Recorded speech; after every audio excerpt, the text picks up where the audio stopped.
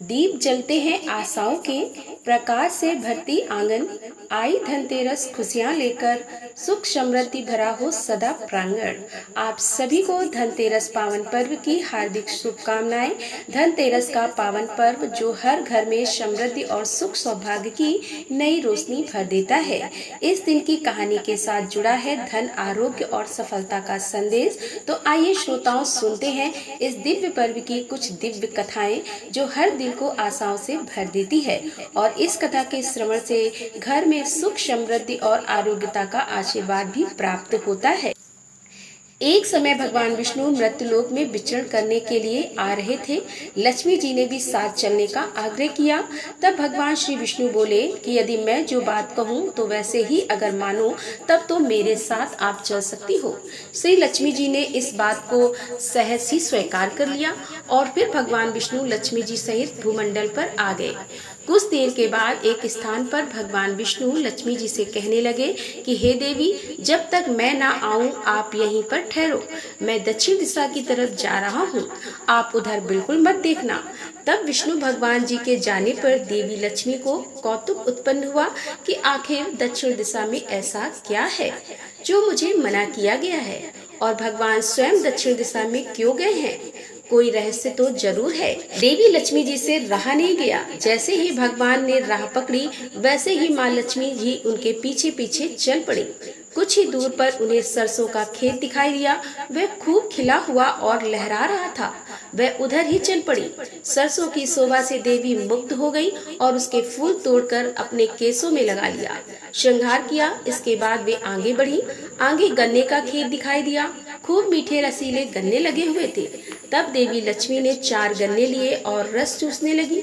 उसी क्षण विष्णु भगवान जी वहां पर आ गए और यह देखकर देवी लक्ष्मी जी पर नाराज होकर उन्होंने श्राप दिया कि मैंने तुम्हें इधर आने के लिए मना किया था पर तुम नहीं मानी और यह किसान की चोरी का अपराध कर बैठी। अब तुम उस किसान की 12 वर्ष तक सेवा करो और इसे सजा के रूप में स्वीकार करो। ऐसा कहकर भगवान उन्हें छोड़कर क्षीर सागर चले गए। तब देवी लक्ष्मी एक साधारण स्त्री का रूप बनाकर किसान के घर पर गई और उन्होंने किसान से कुछ काम मांगा। वह किसान अति दरिद्र था। तब देवी लक्ष्मी जी के आग्रह करने पर उस किसान ने अपने घर पर घर के छोटे छोटे काम करने के लिए रख लिया। देवी लक्ष्मी जी ने किसान की पत्नी से कहा कि तुम स्नान कर पहले इस मेरी बनाई देवी लक्ष्मी जी का पूजन करो, उसके बाद तुम रसोई बनाना, तब तुम जो कुछ मांगोगे वह तुम्हें मिल जाएगा। किसान की पत्नी ने देवी लक्ष्मी जी के आदेश के अनुसार वैसा ही किया। पूजा के प्रभाव से और लक्ष्मी जी की कृपा से किसान का घर दूसरे ही दिन अन्न, धन, रत्न, स्वर्ण आदि से भर गया। इस प्रकार देवी लक्ष्मी ने किसान को धन धान से पूर्ण कर दिया। अब उसकी दरिद्रता दूर हो चुकी थी। इसी तरह दिन बीतते बीतते किसान के 12 वर्ष बड़े आनंद से कट गए। 12 वर्षों के बाद जब देवी लक्ष्मी जी वापस जाने के लिए तैयार हुई तब भगवान विष्णु देवी लक्ष्मी जी को लेने आए। उस समय वे भी एक साधारण पुरुष का वेश बनाकर किसान के घर पर आए थे। जब उन्होंने अपनी पत्नी अर्थात देवी लक्ष्मी जी को वापस ले जाने के लिए कहा तो किसान ने उन्हें इनकार कर दिया। देवी लक्ष्मी जी भी बिना किसान की इच्छा के वहां से जाने को तैयार नहीं थी।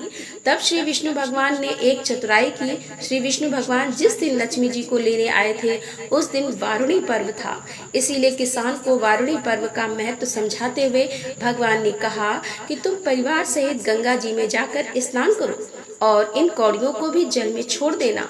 जब तक तुम नहीं लौटोगे तब तक मैं अपनी पत्नी को नहीं लेकर जाऊंगा। तब देवी लक्ष्मी जी ने किसान को 4 कौड़ियां गंगा जी को देने के लिए दे दी। किसान ने वैसा ही किया। वह सब परिवार गंगा स्नान करने के लिए चला।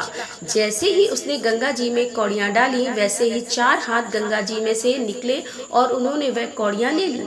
अब तो किसान को बड़ा आश्चर्य हुआ कि वह तो कोई देवी है। तब किसान ने हाथ जोड़कर गंगा जी से पूछा कि हे माता, ये 4 भुजाएं किसकी हैं? तब गंगा जी बोली कि हे किसान, वे चारों हाथ मेरे ही थे। तूने जो कौड़ियां भेंट दी हुई हैं वे किसकी दी हुई हैं? तब किसान ने कहा मेरे घर जो स्त्री आई हुई है उन्होंने ही दी है। तब गंगा जी बोली कि तुम्हारे घर पर जो स्त्री आई है वे साक्षात लक्ष्मी है और पुरुष विष्णु भगवान है। तुम लक्ष्मी जी को जाने मत देना, नहीं तो फिर से निर्धन हो जाओगे। यह सुनकर किसान घर वापस लौट आया। वहाँ देवी लक्ष्मी जी और विष्णु भगवान जाने को तैयार बैठे थे। अब तो किसान ने देवी लक्ष्मी जी का आंचल पकड़ लिया और बोला कि मैं आपको नहीं जाने दूंगा। तब भगवान ने किसान से कहा कि इन्हें कौन जाने देता है, लेकिन यह तो चंचला है, कहीं एक स्थान पर ठहरती नहीं, इसीलिए इनको तो बड़े बड़े तक नहीं रोक सके। इनको तो मेरा शाप था जो कि 12 वर्षों तक तुम्हारी सेवा कर रही थी। अब तुम्हारी 12 वर्ष की सेवा का समय पूरा हो चुका है, इसीलिए इनके वापस जाने का समय भी हो चुका है।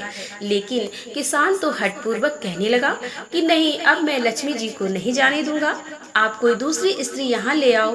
तब लक्ष्मी जी ने कहा कि हे किसान, तुम मुझे रोकना चाहते हो तो जो मैं कहूँ वैसा करना। कल तेरस है, मैं तुम्हारे लिए धनतेरस मनाऊंगी। तुम कल घर को लीप पोत कर साफ करना, रात में घी का दीपक जलाकर रखना और सायंकाल मेरा पूजन करना। फिर एक तांबे के कलश में रुपया भरकर मेरे निमित्त रखना, मैं उस कलश में निवास करूंगी, किंतु पूजा के समय मैं तुम्हें दिखाई नहीं दूंगी। मैं इस दिन की पूजा करने से वर्ष भर तुम्हारे घर से नहीं जाऊंगी। मुझे रखना है तो इसी तरह प्रति वर्ष मेरी पूजा करना। ऐसा कहकर वे दीपकों को प्रकाश के साथ दशों दिशाओं में फैल गई और भगवान देखते ही रह गए। फिर अगले दिन किसान ने देवी लक्ष्मी जी के कथन के अनुसार पूजन किया, जिससे उसका घर धन धान से पूर्ण हो गया। इस तरह अब वह हर वर्ष तेरस के दिन देवी लक्ष्मी जी की पूजा करने लगा। प्रेम से बोलिए लक्ष्मी माता की जय, श्री विष्णु भगवान की जय। तो दोस्तों, ये थी आज की कथा पसंद आई हो तो वीडियो को लाइक करें, शेयर करें और हमारे चैनल पर पहली बार आ रहे हैं तो हमारे चैनल को सब्सक्राइब कर लें। मिलते हैं अगले वीडियो के साथ, तब तक के लिए राधे राधे, जय श्री कृष्णा, हर हर महादेव, जय भोलेनाथ की।